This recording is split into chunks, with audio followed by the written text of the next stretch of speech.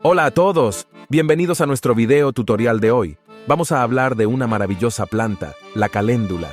La caléndula es una flor hermosa y vibrante, pero también es una planta medicinal muy valiosa. La caléndula es conocida por sus brillantes flores naranjas y amarillas, pero además de su belleza, tiene una serie de beneficios para la salud.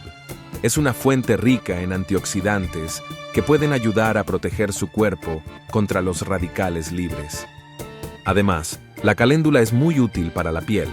Puede ayudar a calmar la piel irritada, reducir la inflamación y promover la curación de heridas. Muchas personas la usan en forma de crema o aceite para aprovechar estos beneficios. La caléndula también tiene propiedades antimicrobianas.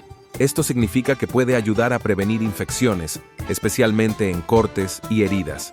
Además, puede ayudar a reducir los síntomas de afecciones cutáneas como el eczema y la psoriasis.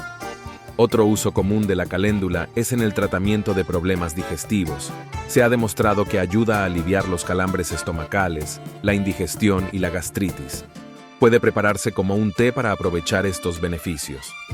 La caléndula también puede ayudar a mejorar la salud oral.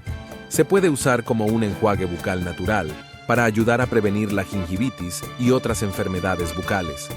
Algunas personas incluso usan la caléndula para aliviar el dolor de muelas.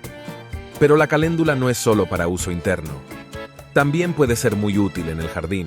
Las flores de caléndula pueden ayudar a repeler ciertos insectos y plagas, y también pueden atraer insectos beneficiosos como las abejas. Aunque la caléndula es generalmente segura para la mayoría de las personas, siempre es importante hablar con un profesional de la salud antes de comenzar cualquier nuevo tratamiento herbal.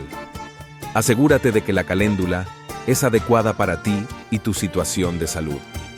En conclusión, la caléndula es una planta maravillosamente versátil, ya sea que la uses para la salud de tu piel, para aliviar problemas digestivos, para mejorar tu salud oral o incluso en tu jardín.